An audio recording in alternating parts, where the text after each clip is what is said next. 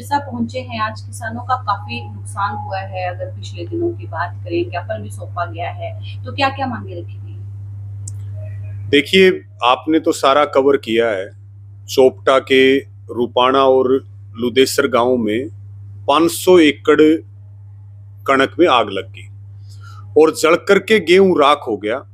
अब किसान के पास तो एक फसल का ही साधन है जिस पे उसकी सारी उम्मीद टिकी हुई है, और केवल गेहूं नहीं जला, बहुत सारे किसानों के सोलर पंप सेट भी जल गए।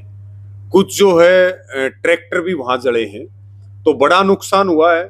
इसलिए आज सारे भारतीय किसान यूनियन के नेतृत्व में इकट्ठे हुए और विरोध प्रदर्शन करते हुए एक हफ्ते के अल्टीमेटम के साथ मुआवजा कम से कम 60 से 70 हजार रुपए किसानों को मिले और सोलर पंप सेट का भी जो समाधान है वो भी सरकार और प्रशासन करे।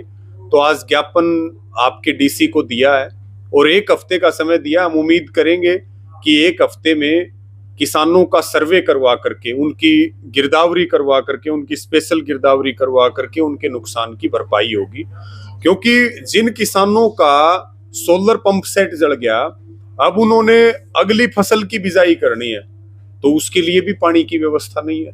तो ये बहुत दुखद घटना है और किसान को बड़ा नुकसान हुआ है, लेकिन हम किसान के लिए पूरी लड़ाई लड़ेंगे। इस सब के साथ मीटिंग हुई है, आश्वासन कैसा मिला है? देखिए, डीसी साहब ने कहा है कि हमने गिरदावरी करवाई है और जो सोलर पंप सेट है उनकी हम करवाएंगे। और उन्होंने जो क्योंकि बड़ा नुकसान रुपाणा का हुआ लगभग 350 किलो में, तो जो इनके सरपंच है सुभाष बेनीवाल जी, उनको भी आश्वस्त किया है कि सोलर पंप सेट जो है उनका भी हम पूरा मुआयना करवा लेते हैं। हमने ये कहा है कि तत्काल किसान को राहत दी जाए। इसमें भी दो तीन चीजें हैं। आप ये देखो कि किसान के पास खाने के लिए भी गेहूं नहीं बचा, उसके पशुओं के लिए तूड़ी भी नहीं बची, और जिस किसान ने ठेके पे जमीन ले रखी है, जो 60,000 70,000 रुपए ठेके पे जिसने जमीन ले रखी है, उसको तो एक प्रकार से दोगुनी मार पड़ी है। तो हमें उम्मीद है, क्योंकि बहुत घटनाएं हुई हैं। टोहाना के समैण में 26 किले जल गए। इसी प्रकार से जो है रात को जींद के राजपुरा बैंड में 80 किलो में आग लग गई। यानी कि उधर कुरुक्षेत्र में हुई है, सैकड़ों घटनाएं हुई हैं, और कहीं ना कहीं लापरवाही इसमें बिजली विभाग की है।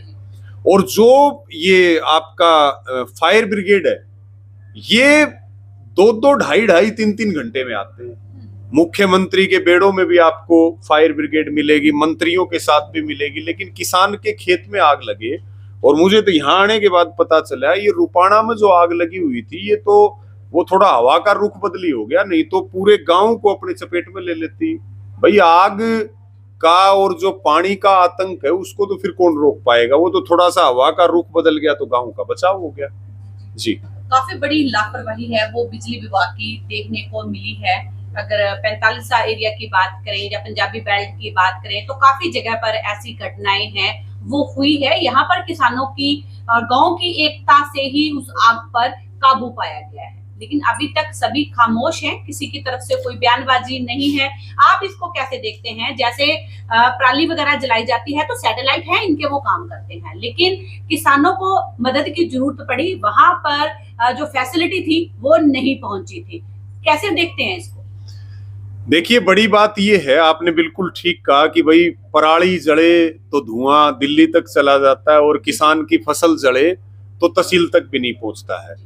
मुख्यमंत्री ने एक बार भी ये बयान नहीं दिया है। नायब सैनी जो अपने आप को किसान का बेटा कहते हैं, और पूरे हरियाणा में सैकड़ों घटनाएं हुई और हजारों एकड़ फसल जली है।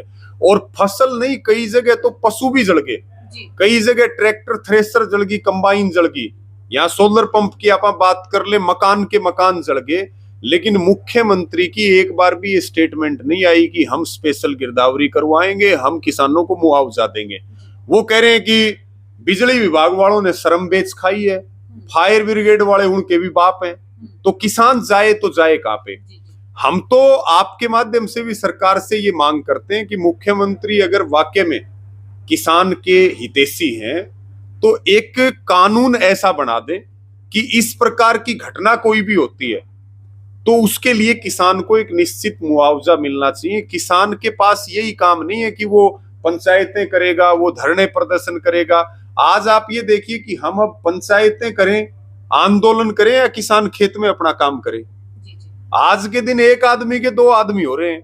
मैं तो ये कहता हूं कि बिजली विभाग के खिलाफ मुकदमा लिखा जाना चाहिए। ये जो रुपाणा की घटना हुई है, ये शॉर्ट सर्किट से वो तार आपस में भिड़ जाते हैं, चिंगारी से आग लगती है, टेम्परेचर बढ़ा हुआ, ठीक है, तो इनके खिलाफ ये मुकदमा दर्ज होना चाहिए। और किसानों को तत्काल, आज बिजली विभाग जो है वो बड़ा मालामाल डिपार्टमेंट है। अब तो सरकार कह रही है कि आपके जो मीटर हैं वो भी हम आधार से लिंक करेंगे, यानी कि आप बिजली बिल नहीं भर पाओगे तो आपके खातों से ही पैसा कट जाएगा।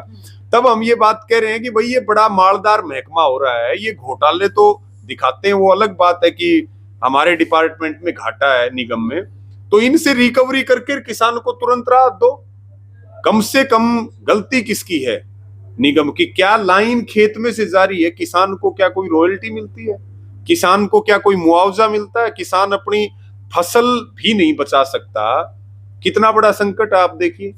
तो मेरा तो ये मानना है कि जो जिम्मेदार है उन्हीं से रिकवरी करके और किसान को तुरंत सहायता दे दो। रवि, यहाँ पर बड़ा सवाल है, 2021-22-23 का जो क्लेम है वो 2024-25 में किसानों ने टंकियों पर चढ़कर मुआवजे हैं वो अपने लिए, काफी लंबे आंदोलन चले हैं। और अब अगर इस नुकसान की बात करें तो भरपाई की बात करें तो कितना समय लगेगा और कब तब तक? कुछ किसान ऐसे हैं जिन्होंने सुबह बोया और शाम को खाया, काफी हद तक ऐसा भी है। तो इन किसानों के लिए कोई जथेबंदी, कोई यूनियन है, वो भी आगे आएगी मदद के लिए? देखिए, हमने तो ये अपील भी की है और गांव में हमारा भाईचारा बहुत मजबूत है। हमने सबसे अपील भी की है, आपके चैनल के माध्यम से भी हम अपील करते हैं कि जिन किसानों का नुकसान हुआ है, जिनके घर में दाने भी नहीं बचे, वो हमारे ही परिवार के सदस्य हैं, तो उनकी हमारी जो गेहूं है उसमें से कुछ हिस्सा हम उनको निकाल करके दे दे और सामूहिक रूप से इकट्ठा करके दे दे, ताकि उनके भी बच्चों को रोटी मिलती रहे, उनका भी गुजारा होता रहे।